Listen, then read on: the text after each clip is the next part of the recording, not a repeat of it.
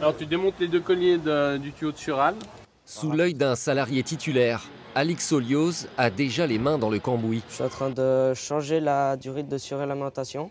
À 16 ans, ce futur mécanicien électronicien a choisi la voie de l'apprentissage. J'avais envie de faire de la pratique, plus qu'à l'école.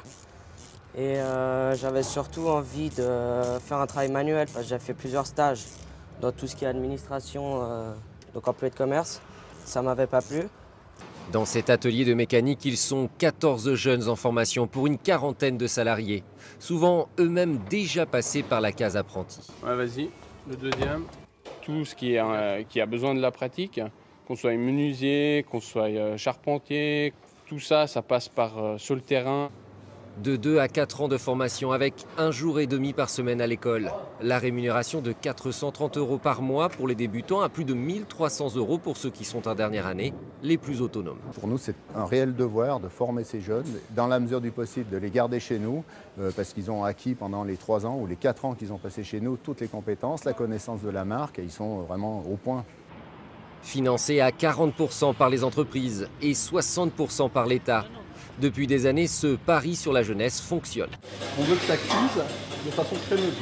Dans ce centre de formation en restauration-hôtellerie, Louise Gauthier, franco-suisse de 21 ans, se destine, elle, au métier de chef cuisinier. Son apprentissage, elle n'a pas voulu le faire en France. En Suisse, c'est un choix, alors qu'en France, c'est plus la filière où ah tiens, il n'est pas bon à l'école, on va l'envoyer en apprentissage. Une formation valorisée qui demande aussi beaucoup d'investissements financiers, mais du côté de l'État, on a fait les comptes. Former un apprenti, ça rapporte. Les dernières études qui avaient été faites en 2013 montraient qu'entre le coût de la formation, le temps passé par le formateur pour former l'apprenti et les tâches productives que faisaient les apprentis, il y avait un bénéfice de 500 millions par an. L'apprentissage, qui autorise aussi des passerelles vers des filières générales, de management par exemple. Une solution en tout cas efficace pour maintenir un taux de chômage faible en Suisse à 3% de la population active.